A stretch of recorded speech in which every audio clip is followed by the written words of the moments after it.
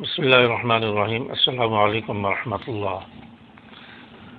ایک سوال کیا گیا ہے کہ بعض خواتین وہ ناخن پالش اپنے ناخنوں پر لگاتی ہیں اور لپسٹک لگاتی ہیں، اسی طرح بعض خواتین کے ناخن بہت زیادہ بڑھے ہوئے ہوتے ہیں، تو کیا ایسی صورت میں وضو ہو جائے گا؟ غسل فرض ہو تو غسل ہو جائے گا؟ کیا نماز ہو جائے گی؟ تو اس بارے میں رہنمائی فرمائیں۔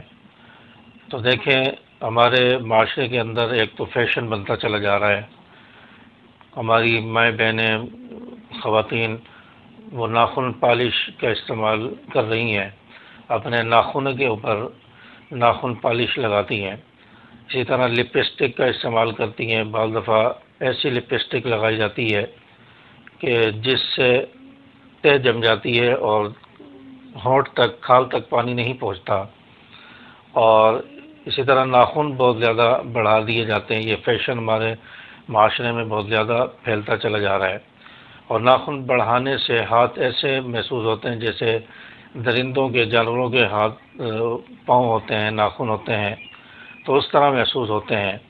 تو انسان ایک درندوں کی طرح لگتا ہے، چیرنے پھاڑنے والا جیسے ایک درندہ ہوتا ہے، اس کی طرح انسان محسوس ہوتا ہے۔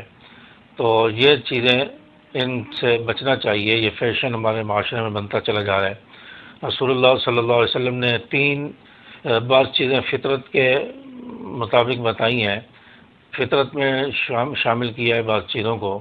اس میں سے ایک یہ بھی ہے کہ انسان اپنے ناخن تراشے، اپنے ہاتھوں کے ناخن تراشنا، یہ بھی فطرت میں شامل ہے۔ تو ہمارے معاشرے میں غیر مسلموں کی دیکھا دیکھی ناخن پالش لگانے کا رواج یہ بھی زور پکڑتا جا رہا ہے، اور اسی طرح ناخن بڑھانا یہ بھی غیر مسلموں کی جو ہے ایک چیز ہے، ان کی ایجاد ہے۔ تو وہاں سے یہ چیز ہمارے معاشرے میں بھی، ہماری مسلم خواتین میں بھی پھیلتی چلی جا رہی ہے۔ تو ان چیزوں سے ہمیں بچنا چاہیے۔ ناخن پالش میں یہ بھی بتایا ہے کہ اس کے اندر کچھ غلط چیزیں بھی مکس کی جاتی ہیں، ان کی ملاوٹ کر کے یہ ایک امیزہ اور ایک چیز بنائی جاتی ہے جس کو ناخن پالش کہا جاتا ہے۔ تو یہ ہمارے ناخنوں پر لگی ہوتی ہے، اور پھر انہی ہاتھوں کے ساتھ ہم آٹا بھی گونتی ہیں، خواتین آٹا گونتی ہیں، پھر انہی ہاتھوں کے ساتھ کھانا، سالن وغیرہ بناتی ہیں، اور کئی ساری چیزوں میں ہاتھ استعمال ہوتے ہیں۔ تو یہ ناخن پالش اگر اس میں کوئی غلط چیز ملی ہے، اس میں مکس ہے، تو وہ چیزیں ہمارے آٹے میں بھی جا رہی ہیں، روٹی پکاتے ہوئے آٹے کو لگ رہی ہیں، اور بہت ساری چیزوں میں وہ ہاتھ استعمال ہونے کی وجہ سے اس کا اثر جو ہے ان چیزوں میں آ رہا ہے۔ تو یہ ایک کراہت کی بات ہے، اسے کراہیت ہونی چاہیے۔ تو یہ چیز ایک غلط چیز ہے، یہ مسلم خواتین کا عمل نہیں ہے کہ ناخن پالش لگانا، یہ غیر مسلم خواتین لگاتی تھیں اور لگاتی ہیں، وہاں سے چلتی چلتی ہمارے مسلم خواتین میں بھی یہ بات آتی جا رہی ہے۔ اور اس کے علاوہ ناخن بہت زیادہ بڑھا دیتی ہیں، تو ناخن بڑھانا یہ بھی درست عمل نہیں ہے۔ ناخن تراشنے کا حکم رسول اللہ صلی اللہ علیہ وسلم نے دیا ہے۔ اور اسی طرح لپسٹک جو لگائی جاتی ہے، اتنی زیادہ بعض دفعہ خواتین لگا دیتی ہیں کہ وہ ایک عجیب سی محسوس، اور یہ دکھنے میں بھی عجیب سا لگ رہا ہوتا ہے۔ اور اس لپسٹک کی تہ جو ہے وہ جم جاتی ہے، وہ بن جاتی ہے ہونٹوں کے اوپر، جس سے پانی اندر تک، ہونٹ تک نہیں پہنچتا۔ تو یہ ساری چیزیں ان کے استعمال سے جو ہے وضو بھی نہیں ہوتا، اور غسل اگر فرض ہو جائے غسل بھی نہیں ہوتا، کیونکہ ناخن پالش سے ناخنوں کے اوپر ایک تہ جم جاتی ہے، ایک جو ہے لیپ آ جاتا ہے، اور اس کے اندر پانی نہیں جاتا، پانی ناخنوں تک نہیں پہنچتا۔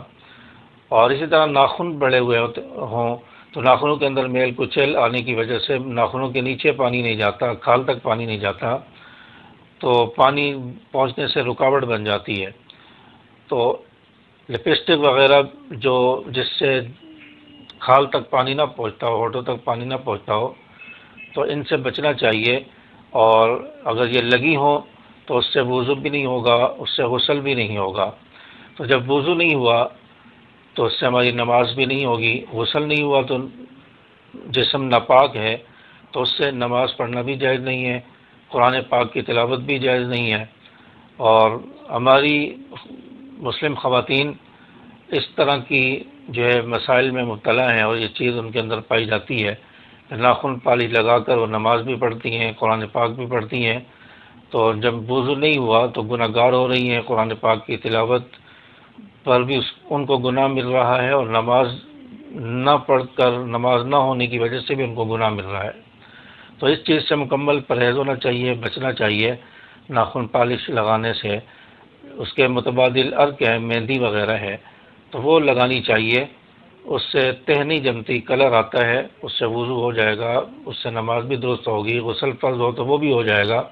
تو ناخن پالش کی بجائے مہندی، عرق وغیرہ اس کو استعمال کر لیا کریں۔ جو خواتین نمازی ہیں، نماز کی پابند ہیں، تو وہ ان چیزوں سے بچیں تاکہ کہیں ہماری عبادات میں خلل نہ آئے، کہیں غسل فرض ہونے کی وجہ سے ہم غسل کریں اور جسم ناپاک رہ جائے، غسل بھی نہ ہو، اور ناپاکی کی حالت میں ہم دن گزار رہی ہوں اور اس سے تلاوت بھی ہو رہی ہو اور نماز بھی ہو رہی ہو، تو یہ بہت بڑا گناہ ہے، اس سے بچنے کی ضرورت ہے۔ امید ہے کہ بات آپ کو سمجھ آئی ہوگی، اور مائیں بہنیں اگر کوئی سوال پوچھنا چاہیں تو پوچھ سکتی ہیں کمنٹس کے اندر، اور انشاءاللہ اس کا جواب دیا جائے گا۔ السلام علیکم ورحمۃ اللہ۔